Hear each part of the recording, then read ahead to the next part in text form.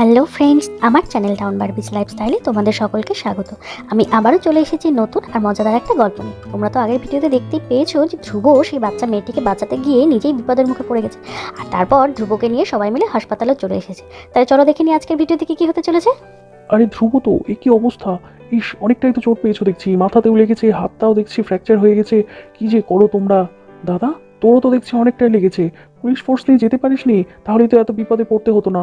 ইস, নে নে, বস বস, রেস্ট নে। আরে না রে ভাই, আমার সেরকম কিছু হয়নি, আমি ঠিক আছি। আসলে একটা কেসে আমরা দুজনে মিলেই ফেসে গেছিলাম, বুঝলি তো। যাই হোক, শেষমেশ সেই কেসটা আমরা সলভ করতে পেরেছি। আর তুই একটু নীলকে দেখ না, ওরই মনে হয় অনেক বেশি লেগে গেছে। একটু রিপোর্টগুলো দেখ, দেখে একটু ভালো করে মেডিসিন টেডিসিন দে ওকে। হ্যাঁ হ্যাঁ, সে তো আমি দেখবোই, ওই জন্যই তো আমি তড়িঘড়ি করে আসলাম। আমি অপারেশন থিয়েটারে ছিলাম, কিন্তু সেখানে আমি শুনলাম যে তুই এসছিস আর তোর সাথে ধ্রুব ওনাকে আছে। তো ওই জন্য আমি তাড়াতাড়ি আসলাম। ঠিক আছে, দেখছি আমি ওর রিপোর্টগুলো। আচ্ছা দেখি, নার্স, ওনার রিপোর্টগুলো আমাকে দেখান। যা যা করতে বলেছিলাম টেস্ট সব কিছু করেছেন তো? আর এক্স রে রিপোর্টটা এখানে আছে তো? আর ওনার ড্রেসিংটা ভালো মতো করে দিয়েছেন নিশ্চয়ই? আবার কিন্তু কিছুক্ষণ পর করবেন। হ্যাঁ স্যার, আপনি যেগুলো যেগুলো টেস্ট করতে বলেছিলেন সেই সব কিছুই করা হয়েছে, আর এক্সরে রিপোর্টটাও কিন্তু চলে এসেছে। এই যে দেখুন, এখানেই আছে রিপোর্টগুলো। আর আমি কিন্তু ধ্রুব স্যারের ভালো মতো ড্রেসিং আর মাথায় কিন্তু 3টা স্টিচ পড়েছে, আমি সব কিছুই ভালোভাবে করেছি। এই নিন স্যার রিপোর্টগুলো দেখুন। হ্যাঁ হ্যাঁ, দিন দেখি, রিপোর্টটা দেখি। আচ্ছা, সব রিপোর্ট এমনি নর্মালি লাগছে, কিন্তু শুধুমাত্র একটু হাড়টা ক্র্যাক করে গেছে। সেই জন্য কিন্তু তোমাকে প্লাস্টারটা করেই রাখতে হবে। ধ্রুব, তোমার হাতের হাড়টা কিন্তু একটু ক্র্যাক করে গেছে, সেই জন্য প্লাস্টারটা কিন্তু তোমাকে কিছুদিন করে রাখতে হবে। প্লাস্টার করে রাখলেই তুমি ঠিক হয়ে যাবে, আর অপারেশনের দরকার নেই। আমি তো ভেবেছিলাম হয়তো তোমাকে অপারেশনই করতে হবে। আর মাথায় যে 3টা স্টিচ পড়েছে সেটা কিন্তু তোমাকে 7 দিন পর এসে কেটে যেতে হবে, তার কিন্তু তুমি একদম পুরোপুরি সুস্থ। শুধু এখন একটু তোমাকে রেস্টে থাকতে হবে। আচ্ছা শোন না দাদা, ধ্রুবর রিপোর্ট কিন্তু এমনি সব মোটামুটি ঠিকই আছে, শুধু তোর হাতের হাড়টা কিন্তু একটু ফ্র্যাকচার করে গেছে। তো সেটার জন্য ওকে প্লাস্টারটা করে থাকতে হবে। আমি ভেবেছিলাম হয়তো অপারেশন করতে হবে, যাই হোক, একদম করতে হবে না। ওকে প্লাস্টারটা করে রাখলেই কিন্তু ঠিক হয়ে যাবে। আর মাথায় যে 3টা স্টিচ পড়েছে সেটার জন্য কিন্তু 7 দিন পর এসে স্টিচটা কেটে যেতে হবে। আর এখন কিন্তু ফুল বেড রেস্ট। তুই কিন্তু ওকে একদম ছুটি দিয়ে দে, ছুটির অ্যাপ্লিকেশনটা তুই একটু করেই দে, কারণ ওকে কিন্তু যত বেড রেস্ট থাকবে তত ও ভালো মতো সুস্থ হয়ে যাবে। আর তোরও তো দেখছি অনেকটাই চোট লেগেছে, তুই ভালো মতো ড্রেসিং করেছিস তো? টিটেনাস নিয়েছিস তো? হ্যাঁ স্যার, আমি আকাশ স্যারকে ভালো মতো ব্যান্ডেজটা লাগিয়ে দিয়েছি, আর টিটেনাসও কিন্তু দিয়ে দিয়েছি আমি ওনাকে। আচ্ছা ঠিক আছে, আমি সব রিপোর্টগুলো তাহলে দেখে নিলাম। আচ্ছা নার্স, আপনি কিন্তু মেডিসিনগুলো ওকে একদম টাইমলি দেবেন। হ্যাঁ, আমি কিন্তু এখানে লিখে দিয়েছি, সেই মেডিসিনগুলোই কিন্তু এখন ওর পড়বে। আর ওনাকে কিন্তু একদম ঠিকঠাকভাবে খেয়াল রাখবেন, স্যালাইনটা শেষ হয়ে গেলে কিন্তু দেখবেন। হ্যাঁ, আর তুমি তুমি কেমন আছো? তুমি ঠিক আছো তো? তোমার কোথাও ব্যথা লাগেনি তো? নার্স আন্টিকে বলেছো তো? তাহলে মেডিসিন দিয়ে একদম ঠিক হয়ে যাবে। না না, আমার কিচ্ছু হয়নি, আমার কোথাও ব্যথা লাগেনি, আমি একদম ঠিক আছি। আমাকে তো ওই আঙ্কেলগুলো বাঁচিয়ে নিয়েছে, ওই আঙ্কেলগুলো আমার কিচ্ছু হতে দেয়নি। ওই আঙ্কেলগুলোকে না ওই দুষ্টু লোকগুলো অনেক মেরেছে। ও আমাকে তো বাঁচাতে গেছিল, কিন্তু ওই দুষ্টু লোকগুলো আঙ্কেলকে খুব মেরেছে, আমি কিচ্ছু করতে পারলাম না। ডাক্তারবাবু, তুমি কিন্তু ওই আঙ্কেলটাকে ভালো করে দিও, ওই আঙ্কেলটা খুব ভালো। হ্যাঁ অবশ্যই, আমি তো এখানে সবার ট্রিটমেন্ট করে সবাইকে সুস্থই করে তুলি মামুনি। আর তোমার আঙ্কেলকে আমি খুব তাড়াতাড়ি সুস্থ করে তুলবো। এই যে আমি আসলাম, মেডিসিন লিখে দিলাম, মেডিসিন খেলেই ঠিক হয়ে যাবে। আচ্ছা, তোমার নামটা তো আমার জানা হলো না। ও, আমার নাম? তাই তো, আমার নামটা তো তোমাদেরকে বলাই হয়নি। আমার নাম হলো পিহু, কিন্তু মা আমাকে ভালোবেসে গুড্ডি বলে ডাকে। গুড্ডি? এই গুড্ডি, কোথায় মা? তুই কেমন আছিস মা? তোর কিছু হয়নি তো? আমার সোনা মাটা, তোকে ছেড়ে আমরা কি করে ছিলাম তুই জানিস? কেন মা বাবার কথা শুনিস না রে মা? তুই ঠিক আছিস তো? না মা, আমি তোমাদের ছেড়ে কোথাও যাইনি, আমারও তোমাদের জন্য খুব কষ্ট হচ্ছিল, কিন্তু আমি তো বাইরে খেলছিলাম, তখনই ওই আঙ্কেলগুলো না আমাকে ধরে নিয়ে চলে গেছিলো, আর ওখানে গিয়ে না আমাকে অজ্ঞান করে দিয়েছিল, আমার কিচ্ছু মনে নেই। আর তারপরে তো ওই আঙ্কেলগুলো গিয়ে আমাকে বাঁচালো জানো, কিন্তু না ওই আঙ্কেলগুলোকে দুষ্ট লোকগুলো অনেক মেরেছে। দেখো মা, ওই আঙ্কেলটাকে কিভাবে দুষ্ট লোকগুলো মেরেছে। আপনাদেরকে যে আমি কি বলে ধন্যবাদ দেব সত্যি বুঝতে পারছি না। আপনারা আমার মেয়েকে আমার কাছে ফিরিয়ে দিয়েছেন, সত্যি আমি আপনাদের কাছে চিরকৃতজ্ঞ হয়ে থাকবো। আপনারা নিজেদের জীবনের ঝুঁকি নিয়ে আমার মেয়েকে আমার কাছে ফিরিয়ে দিয়েছেন, সত্যি আপনাদেরকে যে কি বলে ধন্যবাদ দেব। আর কি, আপনাদের তো অনেকটা চোটও লেগেছে আমি দেখতে পাচ্ছি। ডাক্তারবাবু, আপনি প্লিজ দয়া করে ওনাদেরকে সুস্থ করে তুলবেন। ওনারা কিন্তু আমার মেয়ের জন্য অনেক করেছে, ওনাদের সুস্থ থাকাটা অবশ্যই প্রয়োজন। না না, এভাবে আমাদেরকে ধন্যবাদ জানাবেন না। আমরা শুধুমাত্র আমাদের ডিউটিটাই পালন করেছি।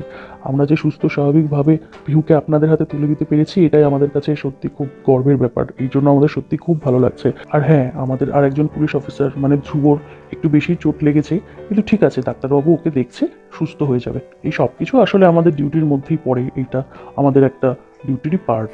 তাহলে আকাশ স্যার, বলছি যে এবার কি তাহলে আমি আমার মেয়ে পিহুকে নিয়ে বাড়িতে যেতে পারি? হ্যাঁ ম্যাডাম, সে তো আপনি বাড়িতে নিয়ে যেতে পারতেন, কিন্তু আপনাকে কিছুক্ষণ ওয়েট করতে হবে, কারণ আমরা পিহুর একটু কিছু প্রাইমারি টেস্ট করিয়েছি, সেই রিপোর্টটা খানিকক্ষণের মধ্যেই চলে আসবে। আর কিছু জিজ্ঞাসাবাদ ওকে করা বাকি আছে, সে আমরা ওকে অন্যদিন থানায় ডেকে নেব।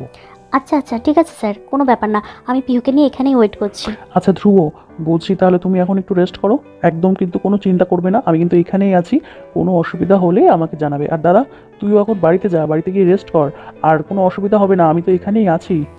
আর তার কিছুক্ষণ পরে সেখানে ধ্রুবর মা আর বাবাও চলে আসে। কিরে বাবা, কি করে হলো এসব? ইস, কি অবস্থা, মাথাটা কতটা ফেটে গেছে, আর হাতটা কি ভেঙে গেছে নাকি? ইস, কেন যে করিস, এত রিস্ক কেন যে নিয়েছিস? ইস, দেখো ধ্রুব বাবা, কি হয়ে গেল।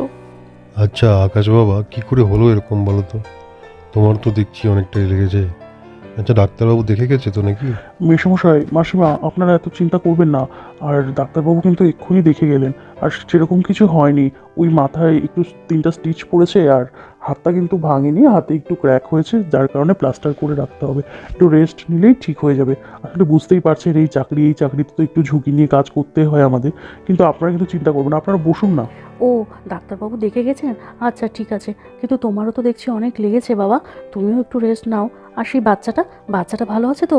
ও কোথায়? ও কিছু হয়নি তো? উহ মা, তোমরা এত চিন্তা করো না তো, আমরা একদম ঠিক আছি, আমাদের কিচ্ছু হয়নি। আর হ্যাঁ, বাচ্চা মেয়েটাকে আমরা একদম ঠিকঠাকভাবে ফিরিয়ে আনতে পেরেছি। ওই যে ওখানে বসে আছে, ওর মা এসেছে, ওর মায়ের কাছে আমরা ওকে তুলে দিতে পেরেছি, ওর কিচ্ছু হয়নি। ও আচ্ছা আচ্ছা, তুমি বুঝি সেই না?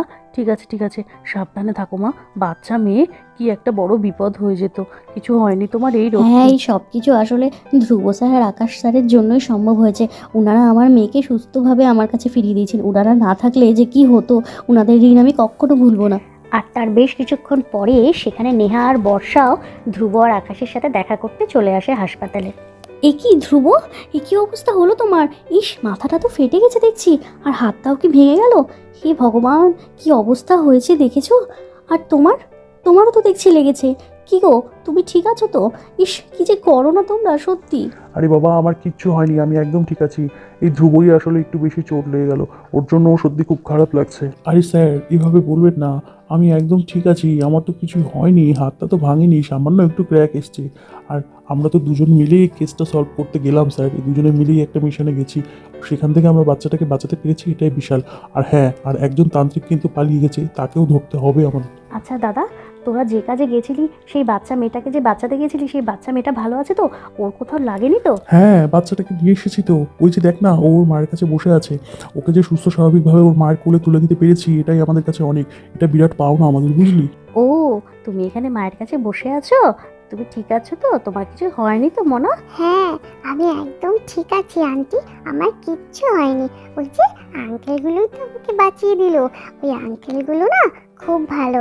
ওই আঙ্কেলগুলোকে না ওই দুষ্টু লোকগুলো খুব মারছিল জানো, কিন্তু তাও দেখো আমাকে কিভাবে সুপার হিরোর মতো বাঁচিয়ে নিয়ে মায়ের কাছে নিয়ে চলে এলো। না না পিহু, একদমই না, শুধুমাত্র আমাদের জন্য কিন্তু কিচ্ছু হয়নি। তুমি কতটা ব্রেভ গার্ল সেটা তো সবাইকে বলতে হবে। যখন আমাদেরকে দড়ি দিয়ে হাত পা বেঁধে দিয়েছিল, তখন তো তুমি আমাদেরকে খুললে। তুমি যে তখন আমাদের দড়িটা না খুলে দিতে, তাহলে আমরা কি করে বাঁচতাম বলো তো? তোমাকেও আমরা বাঁচাতে পারতাম না, আর আমরাও বাড়ি ফিরতে পারতাম না। তো তাহলে এখানে কিন্তু তোমারও অনেকটা ক্রেডিট আছে, আর তুমিও আমাদেরকে অনেকটা হেল্প করেছো, তোমাকেও থ্যাংক ইউ। না না ধ্রুব স্যার, আপনারা অনেক করেছেন। আপনাদের মতো পুলিশ অফিসার এখন আর দেখাই যায় না। আপনারা নিজেদের জীবনের ঝুঁকি নিয়ে আমার মেয়েকে বাঁচিয়েছেন। আপনাদেরকে সত্যি আমি কোনোদিনও ভুলবো না। আর এখানে তো আপনারা সব বাড়ির লোক মিলে কথা বলছেন, আমি বরং পিহুকে নিয়ে একটু বাইরে যাই, গিয়ে দেখি ওর রিপোর্টটা আসলো কিনা। আঙ্কেল, আন্টি, আপনারা তো মনে হচ্ছে অনেকক্ষণ এসেছেন। আপনারা বসুন না, কতক্ষণ দাঁড়িয়ে থাকবেন? হ্যাঁ হ্যাঁ বর্ষা মা, বসবো বসবো, নিশ্চয়ই বসবো। আসলে বুঝতেই পারছো, ছেলের এরকম খবর শুনে তড়িঘড়ি করে এখানে এসেছি, আর এসেই দেখছি ধ্রুব এরকম বেডে শুয়ে আছে। যদিও ডাক্তারবাবু দেখে গেলেন, উনি বললেন যে মাথায় 3টা সেলাই পড়েছে, সেটা কোনো অসুবিধা হবে না, আর হাতটা ভাঙেনি, বুঝলে তো। আমি তো ভেবেছিলাম হাতটা মনে হয় ভেঙে গিয়েছে, কিন্তু না, একটু ক্র্যাক হয়েছে, ওটা প্লাস্টার করে রাখলেই ঠিক হয়ে যাবে। মাসিমা, আপনি একদম চিন্তা করবেন না, আমাদের নীল কিন্তু খুব ভালো ডাক্তার। নীল খুব ভালো ওষুধ দেবে, আর দেখবেন সেই মেডিসিন খেয়েই কিন্তু ধ্রুব একদম ভালো হয়ে যাবে। আর এখন তো ফুল রেস্টে থাকতে হবে, রেস্টে থাকলেই ওর ধীরে ধীরে কিন্তু সুস্থ হয়ে উঠবে। এই যে ধ্রুব, এখন কিন্তু পুরো রেস্টে থাকতে হবে। হ্যাঁ, এখন কিন্তু কোনো কেস, কোনো কিছু, কোনো স্ট্রেস নেওয়া যাবে না, ব্রেনকে কিন্তু একদম রেস্ট দিতে হবে। আর এই যে শোনো, তুমি কিন্তু ওর ছুটির অ্যাপ্লিকেশন করে দাও, ওকে কিন্তু কোনো কেস দেবে না। হ্যাঁ, ওকে কিন্তু কোনো চাপ নেওয়া যাবে না, ও কিন্তু একদম ফুল রেস্টে থাকবে এখন।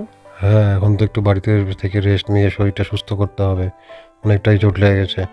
আর তোমরাও একদিন বাড়িতে চলে এসো, বুঝলে? আর বর্ষা মা, তোমার সঙ্গে তো কথা হলো না, তুমিও চলে এসো। আকাশ থাকবে, সবাই থাকবে, একটু কথা হবে। হ্যাঁ হ্যাঁ আঙ্কেল, নিশ্চয়ই যাব। ধ্রুববাবু সুস্থ হয়ে যাক, তারপরে উনি ডিসচার্জ হয়ে বাড়িতে গেলে আমরা সবাই মিলে বাড়িতে নিশ্চয়ই দেখা করতে আসবো। আর আপনিও আসুন না আমাদের বাড়িতে একদিন, আপনি তো আমাদের বাড়িতে এলেন না, আপনারও খুব ভালো লাগবে।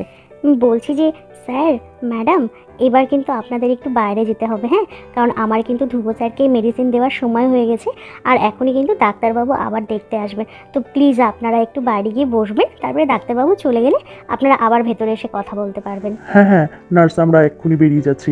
এই চলো সবাই বাইরে যাই, আমরা ধ্রুব মেডিসিন দেওয়ার সময় হয়ে গেছে।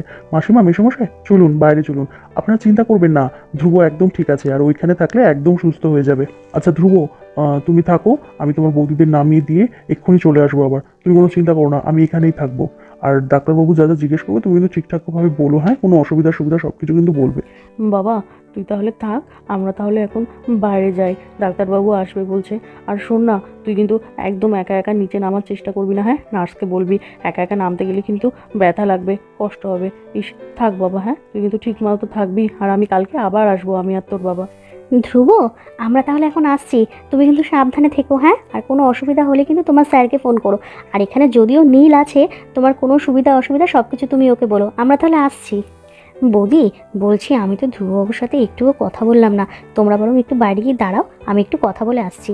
ও হ্যাঁ, নিশ্চয়ই বর্ষা, ঠিকই তো, তুমি একদম কথা বলোনি। ঠিক আছে, তুমি কথা বলো, আমরা বাইরে আছি। আরে বর্ষা, আপনি গেলেন না? বৌদি, দাদা, ওরা তো সবাই চলে গেল। হ্যাঁ, বৌদিকে আসলে আমি বাইরে একটু গিয়ে দাঁড়াতে বললাম। আসলে আপনার সাথে তো আমার কথাই হলো না, তাই ভাবলাম যে আপনার সাথে একটু কথা বলে তারপর আমি আসছি। বৌদিরা বাইরেই সবাই ওয়েট করছে। ও, এই ব্যাপার। আর না না না, আপনি আমার সাথে কথা বলেননি সেটার জন্য আমার কিছুই ভাবিনি। আপনি দেখতে এসেছেন, এটা দেখে সত্যি খুব ভালো লাগছে আমার। আর আমার এমন কিছু হয়নি, আমি একদম ঠিক আছি, একটু কয়েকদিন রেস্টে থাকলেই ঠিক হয়ে যাব। আর বাবা তো বললো আপনাদের সবাইকে বাড়িতে আসতে, তো চলে আসুন একদিন সবাই মিলে আমাদের বাড়িতে। হ্যাঁ হ্যাঁ, নিশ্চয়ই যাব। আপনাকে এতবার বলতে হবে না, আমাকে আন্টি আঙ্কেল সবাই অনেকবার বলেছে যাওয়ার কথা। আপনি বাড়িতে যান, তারপরে সুস্থ হয়ে যান তাড়াতাড়ি, আমরা নিশ্চয়ই সবাই মিলে আসবো একদিন আপনাদের বাড়িতে। আচ্ছা, আপনি বলুন তো এরকম অবস্থা কী করে হলো? আর আপনি আনড্রেসে গিয়েছিলেন তাই না? কি দরকার ছিল ওইভাবে যাওয়ার? আর যদি আপনি ড্রেসে থাকতেন তাহলে হয়তো এতটা ক্ষতি হতো না। কি দরকার ছিল ওইভাবে যাওয়ার আপনার, বলুন তো? দেখুন তো কতটা চোট পেয়েছেন, এখন বাড়িতেই বসে থাকতে হবে, নিজেরই তো কষ্ট হচ্ছে তাই না? কেন যে করেন আপনারা এরকম, বুঝি না। ওরে বাবা, থামুন থামুন, আপনি তো দেখছি খুব রেগে আছেন। আপনি এত রেগে যাচ্ছেন কেন আমার উপরে? আরে এতে আমার কোনো দোষ নেই, আসলে আকাশ স্যার আমাকে যা করতে বলেছে আমি তাই শুধু করেছি। উনি আমাকে ফোন করে বললেন যে আনড্রেসে যেতে, যাতে ওখানকার ওরা কেউ আমাকে চিনতে না পারে, তাই আমি সেভাবেই গিয়েছিলাম। আর আমার কাছে আসলে বন্দুকটাও ছিল না, যার কারণে আমার হাত পা পুরো বাঁধা ছিল। কিন্তু আপনি এত রেগে যাচ্ছেন কেন বলুন তো? আপনার কি আমাকে নিয়ে খুব চিন্তা হচ্ছে? হ্যাঁ, চিন্তা তো হচ্ছে, চিন্তা হবে না?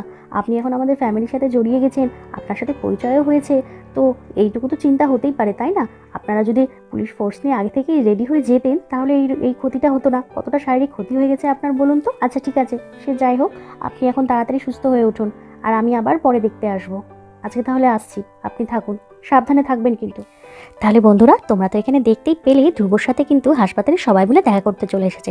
আর এখানে বর্ষা আর ধ্রুবর কথাও কিন্তু বেশ জমে উঠেছে। তাহলে আগামীকালের পর্বগুলো কী হতে চলেছে তোমরা নিশ্চয়ই দেখতে চাও। আর গল্পটা কেমন লাগলো কমেন্ট করে কিন্তু অবশ্যই জানিও। আর আমাদের গল্পগুলো ভালো লাগলে সাবস্ক্রাইব অবশ্যই করে দিও। তাহলে আজকের মতো গল্পটা এখানে শেষ করছি। তোমরা ভালো থেকো, সুস্থ থেকো, সাবধানে থেকো, টাটা।